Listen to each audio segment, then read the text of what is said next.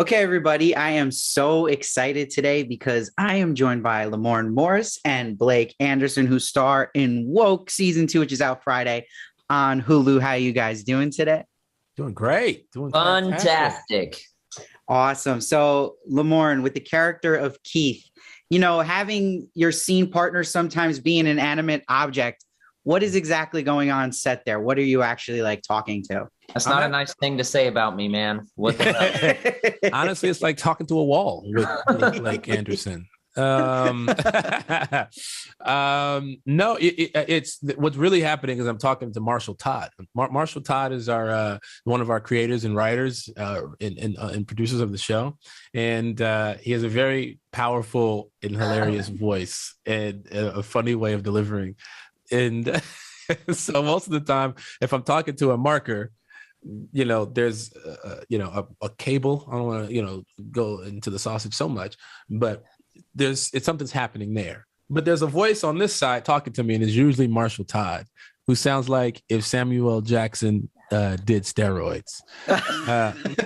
Like he is a giant dude, and he says MFer a lot. So that's what it's like talking to a marker.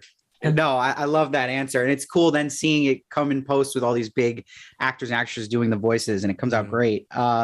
Blake, we see now, we're going to see in season 2 that Gunther is taking care of plants. And now I'm seeing your background. You have plants behind you in nature. Are you into this at all in real life with plants? Is that something you have any interest in? Well, everybody dealt with quarantine in different ways. Some of us found our best friends to be succulents, and that was the case for me. So, yeah, even though, it's a harsh reality, most plants I own, I end up killing. So it's just it's a life lesson all around. We can all learn something from the plant world. Yeah. Hell yeah. Don't take up occupancy in your home. Yeah. Exactly. Avoid me. If you're a plant, you're better off on the side of the road. I love that. Now, Lamorne, Keith being based off of Keith Knight, how much freedom do you have in season 2? Like with someone you're portraying, is there more freedom as the show goes on to kind of expand how you're portraying him, or do you have to kind of stay in a certain area with that? Yeah, I mean, you get some freedom. I think season 1, there was more pressure to kind of be more Keith-like. As an actor, you find yourself embodying the character a lot more, and you're with him every day. He's always on set. He's one of the writers as well, so he's always dropping little nuggets in your ear, and this is how I would say it, things like that. But we didn't want this to be an impression of him. We didn't want this. We wanted it just to be about him, and I happened to be the person playing him. But I did want to have very similar cadences in the way that I speak, in the certain clothes that I wear and things like that. We definitely want this to be about him, but not a direct parody, if you will, of him. Yeah, you're not imitating him. That's a great answer. And yeah, you just do it awesome. And no problem. Blake, though, with the show like this, comes internet trolls, right? That say stuff like "go woke, go broke." How does these people get under your skin at all, or have you learned to just kind of tune that out?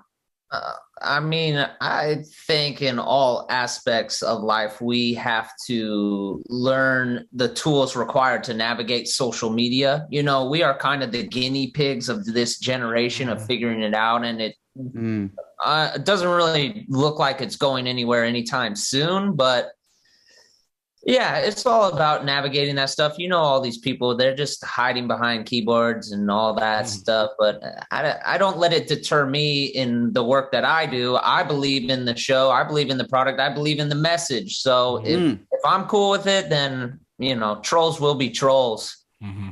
Hell yeah. Preach.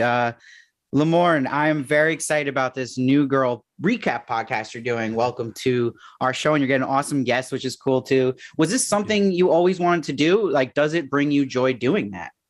It does. And, it wasn't something I always knew was possible. I just know that whenever I was doing interviews or, talking to fans, I would constantly be reliving those moments. Constantly telling stories. Fans would ask me questions all the time, and I would always engage and talk about it. And we would do panels and you know, and then in this world of, you know, rewatch podcasts, we thought, hey, let's talk about it. We did that show. Like we did that show. You know, and fans have a lot of questions, and you do want to relive some of those moments. I mean, Blake knows what I'm talking about. You know, you're catching up with old friends, and you're just like on our podcast, we do recap the episodes, but we're also just catching up with each other, talking about our own personal stories. Now that we're much older, when we started the show, and our perspectives looking back on things that happened 10 years ago, you know. Yeah, and that's what I love about both of you guys, that you're both on these huge shows that still are in people's minds and watching, and that you guys acknowledge that, and you're not acting too cool for it, which I love. Oh yeah, you can't be too cool for school, man. Can't be. Now, I'm not Blake, cool, so I don't have to worry about it. That's true. Yeah. Yes. Okay. Well, I see it your way now. Yeah. Thank you. Blake, I need you to answer the question on everyone's mind here that are watching this is, how can the Oakland A's get back to their glory days, like the Moneyball days? What do they got to do?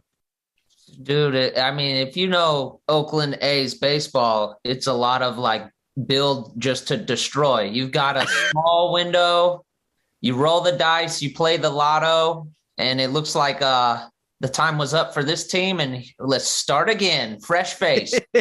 Hopefully, my only concern at this point as a fan is that they keep the A's in Oakland, because, you know, Oakland is such an amazing city with amazing history, and I have so many good memories of the Oakland Athletics growing up. I just hope they can keep them in the Bay. Yeah, you don't want them leaving like the Raiders did. That's Vegas is on the rise, even though that'd be kind of cool to go watch baseball in Las Vegas. True. It's a good like 4-hour break from drinking. Well, actually, you're going to be drinking at the game. A good 4-hour break from gambling. Love that. Now, Lamorne, you posted on Instagram in January a picture of you as Spider-Man. You know that will get people going crazy. Is that your favorite superhero, and would you ever want to play one? I am playing Spider-Man. I am the next Spider-Man. Hell yeah. I didn't know how to break it to the folks out there, but I killed Tom Holland in real life. This is my plan. No, Spider-Man is definitely one of my favorite superheroes. I would say Silver Surfer and Gambit are my favorite too. I've always wanted to play Gambit. It was like, you know, Channing Tatum was going to play Gambit or something, you know, but I'm putting this out there in the universe that I should play Gambit. And yeah, that's my dream. You definitely have that Creole vibe, that kind of like suave Frenchman vibe. I could do it. I could do many accent, you know, because he's from New Orleans, you know, top back, bro. So man, I play Gambit like that right there. You know what I'm saying? Hey, you got the part, baby. You got the part. I'm a call shot too, but you know what I'm talking about? You want to see me? Like, is this your card? Bam, right there. Goddamn, bro. Amazing. I like it. Blake, is comedy always where you kind of have your eye at to want to do each next gig, or is it like, would you ever consider seeing yourself doing more dramatic roles? I mean, I'm always open to it, but comedy is always been what I've been drawn to ever since I was in, you know, elementary school or middle school, when I first like discovered like improv. It was just like, this is where I feel most free. And, you know, I really, you know, maybe it's deep down psychologically, just like to make people laugh and feel good. And, you know, it's just it's the best medicine. It continues to be. So I'm just, I'm always looking for comedians. You're a doctor? Are you saying you're a doctor? I am at this point. I am a doctor of the funnies. I respect that. Got it. Well, thank you guys for being funny here today, making my day. Everyone, make sure to watch Lamorne and Blake crush it in Woke Season 2. It's on Hulu on Friday. Thank you guys for joining me today. I hope to talk to you in the future one day. Yes. Thank you. Good to see you, Steve.